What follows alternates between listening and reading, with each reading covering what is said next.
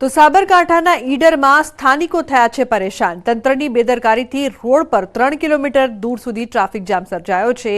Road one way કરાયા બાદ તંત્ર દ્વારા નિયમોનું પાલન ન કરાતું હોવાનો આક્ષેપ કરાયો। રોડ પર ડાયવર્ઝન આપ્યું, જો કે રિફ્લેક્ટરનો અભાવ હોવાને કારણે લોકોને પરેશાની થઈ રહી છે। રોડ પરથી પસાર થતા વાહન ચાલકો સહિત રાહદારીઓમાં તંત્ર સામે રોષ છે। તો સ્ટેટ હાઈવે ઓથોરિટી સહિત પોલીસ વિભાગ સામે ટ્રાફિકને પગલે ઉઠ્યા સવાલો। તારું થઈ ગઈ છે, તેમ છતાં પણ તંત્ર આના પર ધ્યાન આપતું નથી। જો આ રીતનું કામ ચાલુ કરવું હોય તેની વૈકલ્પિક વ્યવસ્થા કરી આપવી પડે। પહેલાંથી તો ઈડનની પ્રજા ટ્રાફિકમાં એક તો પહેલાંથી પીસાઈ રહી છે અને અત્યારે ડબલ પીસાય છે। અત્યારે હું વાત કરું તો બાઇક લઈને નીકળવું બી લોકોને ભારે પડી ગયું છે। બાઇક લઈને લોકો બસ સ્ટેન્ડ સુધી નથી આવી શકતા। તો બોટાદમાં પાણીની પાઇપલાઇનમાં થયું છે ભંગાણ। બરવાડા તાલુકાના બેલા ગામે હજારો લીટર પાણીનો બગાડ થયો છે। બેલા ગામે પ્લોટ વિસ્તારમાં પાણીની પાઇપલાઇનમાં ભંગાણ થયું છે। છેલ્લા દોઢથી 2 કલાકથી વહી રહ્યું છે હજારો લીટર પાણી। 10 ફૂટથી ઊંચા પાણીના ધોધ વહી રહ્યા છે।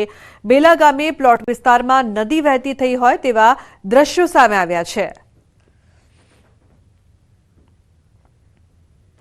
તો બોટાદમાં કેનાલમાં મસ મોટું ગાબડું પડ્યું છે। બરવાડાના કાપડિયાળી ગામ પાસે ગાબડું, નાવડા વલ્લભીપુર બ્રાન્ચ કેનાલમાં ગાબડું પડ્યું છે। કેનાલમાં પડ્યું છે 10 ફૂટથી વધારે મસ મોટું ગાબડું।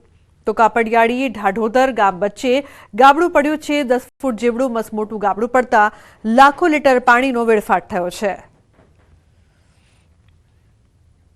अन्य समाचार पोरबंदरथी रतनपर जुरीओना जंगलमां आग लागवानी घटना। रतनपर जंगल विस्तारमां આગની ઘટના બની છે। પોરબંદર ફાયર બ્રિગેડની 2 ટીમો ઘટના સ્થળે પહોંચી છે। આગને કાબૂમાં લેવા હાથ ધરવામાં આવી છે કાર્યવાહી।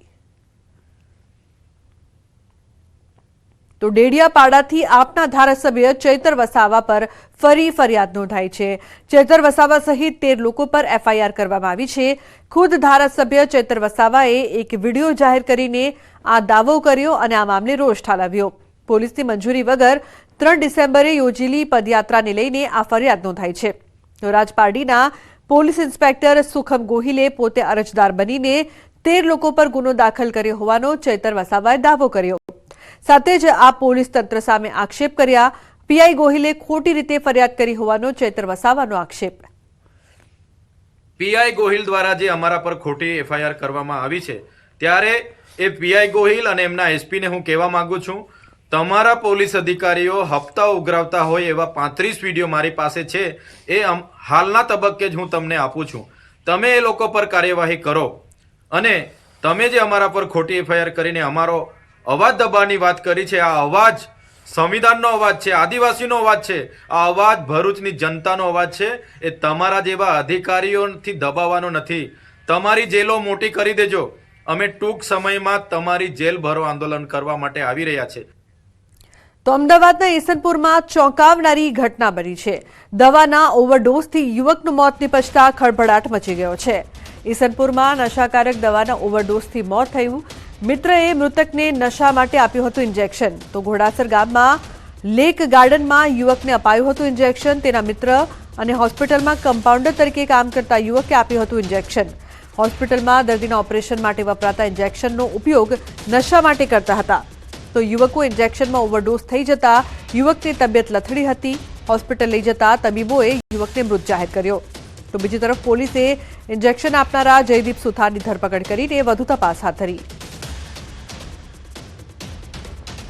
ઇન્જેક્શન મારફતે એને એક સિરિંજથી ઇન્જેક્શન આપેલું, જેને કારણે એ બેભાન થઈ ગયેલો અને ત્યારબાદ આ સારવાર દરમિયાન મૃત્યુ થયેલું। ઘરનાને જાણ કરતા ઘરના બધા અહીંયા આવેલા। ત્યારબાદ જે જયદીપ સુથાર છે એને પણ રાજસ્થાનથી રાઉન્ડ અપ કરવામાં આવેલ છે। પ્રાથમિક પૂછપરછમાં જયદીપ સુથાર દ્વારા એવું જણાવવામાં આવેલ છે કે મેડાઝોલમ નામનું ઇન્જેક્શન છે અને એ શસ્ત્રક્રિયા અને અમુક ઊંઘ પેદા કરવા તેમજ સુસ્તી લાવવા માટે આપવામાં આવતું હોવાનું प्राथमिक तपास में जानवा मिला है। पता है और ये मेरे को पूरा विश्वास है कि उसने कई लोगों को वो रोज ड्रग्स देता है, इंजेक्शन देता है। जयदीप का काम ही ये है यहाँ पे नारोल में। कौन सी हॉस्पिटल में वो काम करता है जयदीप? वो कोई मान सरो कुछ ऐसा हॉस्पिटल है यहाँ पे, वो नाम तो मेरे को पूरा आइडिया पता नहीं है, लेकिन कोई हॉस्पिटल अहमदाबाद में कोई हॉस्पिटल है जहाँ पे वो તો અમદાવાદના એએમસીના જીમ સ્વિમિંગ પુલમાં ખોટો પ્રવેશ નહીં લઈ શકાય. બિન અધિકૃત લોકોનો પ્રવેશ રોકવા એએમસી કડક થઈ છે. અનધિકૃત વ્યક્તિના પ્રવેશ અટકાવવા પ્રયાસ. ફેસ રેકગ્નિશન સિસ્ટમનો કરાશે ઉપયોગ. જિમ્નેશિયમ અને સ્વિમિંગ પુલમાં કરાશે અમલ. કાયમી અમલ થાય એ પહેલા ટ્રાયલ રન નોંધાયેલા સભ્યોનો ડેટા સિસ્ટમમાં સ્ટોર કરાશે. મ્યુનિસિપલ કોર્પોરેશન સંચાલિત જેટલા પણ જે કહી શકાય કે જિમ્નેશિયમ છે અને સાથે જ જે સ્વિમિંગ પુલ છે એ સ્વિમિંગ પુલમાં અતિ આધુનિક ટેકનોલોજીનો ઉપયોગ કરવામાં આવશે કે જે લોકો પ્રવેશ કરતા હોય છે તે અન્ય વ્યક્તિઓ પ્રવેશ ના કરે, મેમ્બરો જ પ્રવેશ કરે, તેના માટે આખી એક સિસ્ટમ ઊભી કરવામાં આવે છે. જોઈ શકાય છે કે ફેસ રીડિંગ, ફેસના માધ્યમથી આપનું જે નામ હશે એ ક્લિક થશે, ત્યારબાદ જ એનો જે ગેટ છે, હું જે ઊભો છું મારું એ ફેસ રીડિંગ થશે.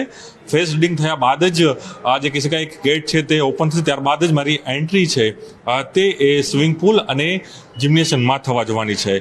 જોડાયા છે મારી સાથે પિયુષભાઈ કે આખી ટેકનોલોજી શું છે. પિયુષભાઈ, આખી આ ટેકનોલોજી શું છે ફેસ રીડિંગ માટેની, અને ખાસ કરીને આનાથી શું લાભ આપને આપણા જે લોકો જે આવી રહ્યા છે ખાસ કરીને એને કેવી રીતે મળવાનો છે? એટલે આપણે અમદાવાદ મ્યુનિસિપલ કોર્પોરેશન દ્વારા જેટલા સંચાલિત સ્વિમિંગ પુલ અને જિમ્નેશિયમ છે ત્યાં અત્યારે જે ફિઝિકલ કાર્ડથી એન્ટ્રી આપવામાં આવે છે તેના બદલે આપણે આ ફેશિયલ રેકોગ્નિશન બાયોમેટ્રિક સિસ્ટમ સમજાવો. આ એક કેવું છે કે ફોનના ટેબ્લેટ જેવું છે. આની અંદર તમારા ફેશિયલ બાયોમેટ્રિકનું એક વખત રજીસ્ટ્રેશન થાય, એમાં તમારા ફેશિયલ ફીચર્સ આની અંદર સ્કેન થાય, પ્લસ તમારું નામ, તમારો વેલિડિટી પીરિયડ જે તમારો છે જીમમાં ને કે સ્વિમિંગ પુલમાં મેમ્બરશીપનો, તે તમામ ડેટા એક વખત એન્ટર કર્યા બાદ એ તમારો ડેટા સ્ટોર થઈ જાય. એના પછી તમારે જ્યારે પણ ફરી આવો સ્વિમિંગ પુલમાં કે એમાં તો તમારે કોઈ ફિઝિકલ કાર્ડ કેરી કરવાની જરૂરત ના પડે. તમારો ડેટા આની અંદર સ્ટોર થઈ જાય. પછી તમે જ્યારે પણ ફરી આવો ત્યારે જેમ કે તમે જોઈ શકો છો એવી રીતે એમના ફેશિયલ રેકોગ્નિશન જે થાય તેના બેઝ પર તેઓને એન્ટ્રી પ્રવેશ આપણે આપી શકાય આપણા જિમ્નેશિયમ અને સ્વિમિંગ પુલમાં. અને બિન અધિકૃત લોકો કોઈ પણ આવ્યા હોય તો તેમને આવતા આપણે અટકાવી શકાય. જોઈ શકો છો કે આખી એક મોબાઈલ ટાઈપની એક સ્ક્રીન છે. એ સ્ક્રીનની અંદર ફેસ રીડિંગ થશે. ફેસ રીડિંગ થશે આખું. ત્યારબાદ જ એ વ્યક્તિ, મારું નામ છે તે અહીં આવી ગયું છે, ત્યારબાદ જ મને જે એન્ટ્રી છે અહીંથી મળશે. એટલે અનઅધિકૃત જે વ્યક્તિ કહી શકાય કે તે તેમાં પ્રવેશ ના કરી શકે, અને ટેકનોલોજીના માધ્યમથી જે મેમ્બર છે એ જ વ્યક્તિ છે તેમાં પ્રવેશ કરી શકે તે પ્રકારનો પ્રયાસ નગરપાલિકા અહીં કરવા જઈ રહી છે. કેમેરા પંકજ મકવાણા સાથે પ્રણવ પટેલ, ન્યૂઝ 18 અમદાવાદ. તો રાજકોટ જિલ્લાના ઉપલેટા શહેરમાં બાંગ્લાદેશમાં હિન્દુઓ પર થઈ રહેલા અત્યાચારના વિરોધમાં વિશાળ રેલી યોજાઈ. વિવિધ બેનર્સ સાથે હિન્દુઓએ સૂત્રોચ્ચાર કર્યા. મામલતદારને આવેદનપત્ર આપ્યું. 1971 ની અંદર જે મુક્તિ વાહિનીનું ગઠન કરવામાં આવ્યું હતું એવી હિન્દુ મુક્તિ વાહિનીનું ગઠન કરવામાં આવે, બાંગ્લાદેશના હિન્દુઓને બચાવવામાં આવે, બાંગ્લાદેશનો સંપૂર્ણ બહિષ્કાર કરવામાં આવે, બાંગ્લાદેશ સાથે ટોટલ વેપાર બંધ કરવામાં આવે. જો બાંગ્લાદેશ સાથે વેપાર બંધ થશે, બાંગ્લાદેશ આર્થિક રીતે ખતમ થશે. કે જે આ બાંગ્લાદેશની અંદર હિન્દુઓ પર અત્યાચાર થઈ રહ્યા છે, આ અત્યાચાર વિરોધમાં યુએન ની અંદર હિન્દુઓ તરફી અવાજ ઉપાડવામાં આવે. તો અમદાવાદમાં 22 ડિસેમ્બરે ક્ષત્રિય એકતા મહાસંમેલન યોજાશે, જેનું આમંત્રણ આપવા કરણી સેનાના અધ્યક્ષ રાજ શેખાવત ભરૂચ પહોંચ્યા. અલગ અલગ ક્ષેત્રના રાજપૂત સમાજના સભ્યોને આમંત્રિત કરવા કરણી સેનાના અધ્યક્ષ રાજ શેખાવતે અલગ અલગ વિસ્તારના અગ્રણીઓ સાથે મુલાકાત કરી. સાથે જ પત્રકાર પરિષદ યોજીને ભાજપ સરકાર પર પ્રહાર કર્યા. અમદાવાદમાં ઓઢવમાં અમારું સ્થળ છે.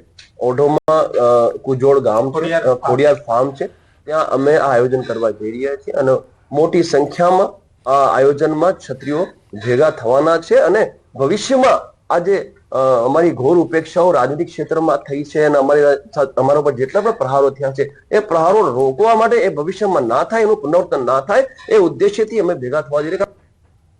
તો અમરેલીના વડેરા ગામનો યુવાન ભૌતિક દેવથિયા અગ્નિવીરની તાલીમ પૂર્ણ કરીને વતન પરત ફર્યો. યુવકે અત્યંત અઘરી ગણાતી અગ્નિવીરની પરીક્ષા પાસ કરતા ગામ લોકોએ તેનું રંગે ચંગે સ્વાગત કર્યું.